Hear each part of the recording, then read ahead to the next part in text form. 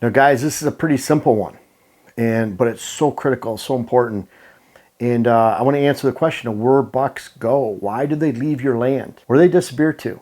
And it's a really important question. We talk about this all the time, but I constantly want to illustrate this and try to explain it better so that you really get this hammered home and you can apply it to your own hunt, because it doesn't apply just to private land, it applies to public land too. Now, I drew an illustration. We'll look at these points here in a second, but look at this illustration. I want you to picture this as a giant funnel. So here's the top of the funnel. All these little dots represent on public land or private land, a big giant neighborhood where mature bucks or bucks might be at during the summertime. They could be anywhere.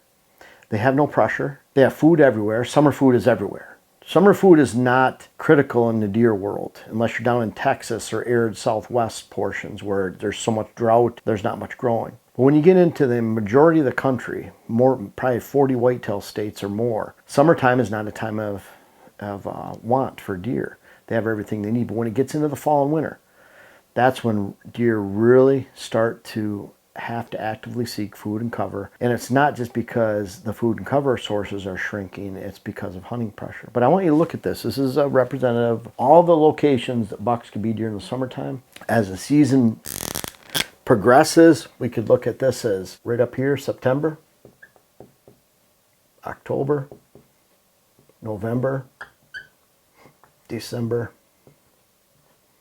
and then January. And in most areas, this happens really fast. So if you apply a lot of hunting pressure, this portion right here through November can take place in a week and not just November.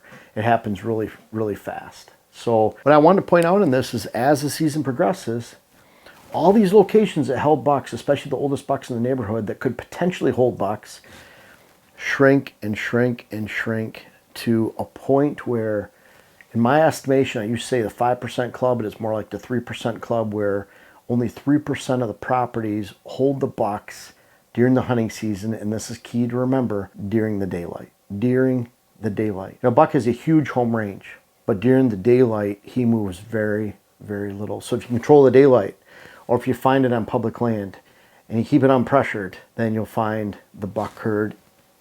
And number one, why do they leave? Number one is hunting pressure. So like I said, a buck can be anywhere during the summertime, but if you pressure him, he's going to leave. And hunting pressure has to do with how you hunt, how strategic you hunt, how carefully you hunt, how you apply your presence in the woods. Do you get in and out of stands without spooking deer? That hunting pressure is completely different than habitat. So when you apply hunting pressure, it doesn't matter if you have good habitat or bad, you're not going to have mature bucks consistently. They're going to leave. In fact, they're the most sensitive to hunting pressure. Don't let anyone tell you that does are the most sensitive, or mature doe, a wise old doe. Does do the same thing every day. They're herd mentality creatures. A buck is an independent thinker. An older mature buck used to have a bunch of buddies, but as he ages, he has to rely on himself to keep himself alive, to make decisions, and that he becomes an independent thinker, even thinking completely different than the rest of the herd, the doe family groups, and the young buck. So when you apply a pressure, hunting pressure, that's why deer leave. Now, a close second is daylight food. If there is a high quality daylight food source, and we've seen this on public land, where all of a sudden those bucks that were there one year, 10 shooters, 8 shooters, 7 shooters we get pictures of over a broad range, and then the next year you go back, we're not getting pictures of those, and you find out there's a fresh clear cut that's now a year old 2 miles away. And all of a sudden someone over there is getting pictures of those same bucks. And in large public land holdings, those deer are more like caribou. They make large movements to go find that food source. So when you couple unpressured areas with quality food, kind of see where this is going. Those deer really start to gravitate to those areas. Then you add daylight cover. Again, if a buck chooses to live on your land during the daylight, and he has that daylight food source on your land or around it or in your hunt on public land, then you have him. Because if that food source lasts the season, the pressure remains, or the cover remains unpressured, then you're going to keep them in that location. You'll keep them there for weeks. Problem is on public land, food sources are always changing. That clear cut might get pressured. So it has to do with pressure too. Those first 2 points. Those apples that were dropping in early October, mid-October are all gone. The white oak acorns that were dropping in early September, mid-September are now gone. The red oak acorns that were not there in September are now there in October, early November. So they go find those. Beech nuts, cherry, whatever it might be. the current food source of the movement, let alone a big clear cut, they're always pulling deer and moving deer around because you don't have that high quality food source. And I'm not talking ag field on private land, I'm talking food plots. Because ag land is always changing. It's always there. Around here, they've already started chopping the corn. Pretty soon, they'll manure it, and then we'll chisel plow it, and there's no more corn around. So the food plots are it. Really, really critical to understand that. Cover can be less in quality. It just has to be adequate. It has to be enough to hold deer during the day. And especially in hill country, you have to keep those deer out of the wind. So imagine 12 degrees, 25-mile-an-hour wind from the south. And yeah, it's south facing. They can get the sun all day, but it's 25-mile-an-hour wind and it's 12 degrees. They're going to get frostbite if they stay on that. So they have to go to the shady side to get out of the wind. So don't always think the deer are always on the south facing slope. They want to get there in the morning, bask in the sun, lay in the sun like we would think. No, they want to get out of the wind. They have to get out of the wind. They don't have to be in the sun. They don't have to get out of the shade. They do have to get out of the wind. And that's why a mature buck, yeah, he might bed in the same 5 and 10 acres in hill country, but he'll move from one side to the other depending on where that wind is located and if he needs to get out of that wind. Number 4, private land. What's really cool about private land is you can build it. And like I noted right here, that's for all season long. So you don't just build it for a good September, October hunt, which would be if you had great summer food and you didn't change it over into fall food. That summer food's only going to last into September, maybe early October. You want to have great fall food sources, and those fall food sources carry over into the wintertime if you have enough. The bottom line is if you can get them through the season, now you can control that deer herd, you can control your hunt, you can build a hunt. People have great goals and objectives of building a quality herd, but deer die during the hunting season because they get shot. It's hunting season. So if you don't have that quality food source and that quality cover and combine that movement where they're not getting pressured, then those deer are going to leave. So you can have great habitat, quote, great habitat, but if you have great habitat and it's pressured, in a deer's world, that's not great habitat. You know, the best food source, the most diverse food source, but if you put a blind right in the middle of it and you spook the deer in and out every time you go in the deer's eyes, that's not a great food source for the daylight. Yeah, does, fawns, young bucks might hit it during the middle of the night. The mature bucks won't even hit it anymore. We find that in areas that are repeatedly hunted over and over again, which is 97% of all properties that have food plots, they're hunted over and over again and they pressure the deer, then it establishes a history on that property during the hunting season where not only, yeah, does, fawns, they come in at night or they come right in at the edge. They're a lot more tolerant. But those mature bucks are random and fleeting and you get pictures of here and there during the middle of the night. They don't even stop on your property anymore because they represent, that movement represents a risk level to them.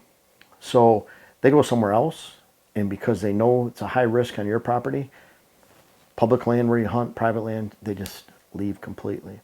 But the cool thing is about private land is you can build it. You got to build it so you can get on and off your property without spooking deer. So we try to teach on this. We teach depth of cover. We teach perpendicular access to hunting stands. You're not accessing through land. You have a lot of cover that allows those does, fawns, young bucks, and older bucks to layer on your property.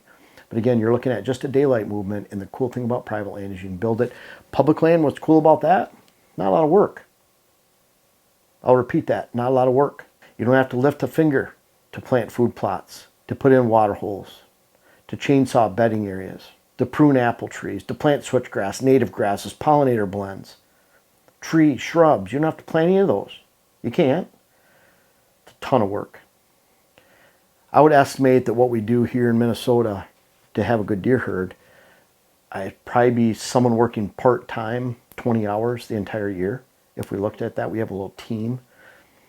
Mostly it was just me in the past. We have a little bit with Jen and Wes. We have more people to help a little bit. Dante helps a little bit too. But bottom line is it's a lot of work. If I was hunting public land around the area, I'd probably have 8 or 10 spots that I'd go into, and other than boot time, that's the work I have. So it's just boot time, going out and hiking, studying aerial photos, little pinch points I want to go in and check out. So be a little bit different. But the cool thing is, again, on public land, if you spook it out in one place, if someone else spooks it out, if an area diminishes in value because of food, let's go find a new spot. That's a cool thing on public land. Just go find it. Pretty cool. That changes frequently because those food sources change frequently. Always remember that food sources dictate just about everything, but always hunting pressure and how you hunt the land is the lowest hole in the bucket. When people show me a parcel where mature bucks are not active in October, it boils down to pressure, food, cover, or all three. If you don't have food, they're not going to be there. You can have adequate cover. Cover is number 3. That's why I listed it here. Pressure is always the lowest hole in the bucket, how you hunt it, because you can have great food, but you just turn it into a nocturnal property if you hunt it poorly. You can have great food and cover, but if you hunt it poorly, it's not a great property in the deer's eyes. So why do bucks leave? Pressure, lack of food, lack of cover. Get those 3 to take place. We teach you how to do that on small parcels on private land, how to go find it on public land, what diversity to look for. Always remember, it's a giant funnel every deer season, where in the end, whether that takes place in mid-October or mid-November, but in the end, there's very few property owners or very few portions of public land that actually hold mature bucks as the season progresses. Think of it as one giant funnel. You focus your time right here, whether you're building it or finding it on public or private land, and you'll have a great hunt all season long. Now, I appreciate you guys watching the YouTube channel, but I don't know if everyone knows everything that we have to offer, whether it's on whitetailhabitatsolutions.com, our website, or WHS Wildlife Blends, our seed company. Also, Instagram you can check out. I'm very active on Instagram, putting strategies on there, photos of what we do every day. Much more active there than Facebook. But our seed, web classes, books, clients, articles. I have over 600 articles on whitetailhabitatsolutions.com, everything whitetail strategy. Of course, we have hats on there, and then make sure to check us out on Instagram again. But lots of stuff to offer. We're always coming out with new things, and this isn't the end of it. We have more things coming soon. Make sure to check us out.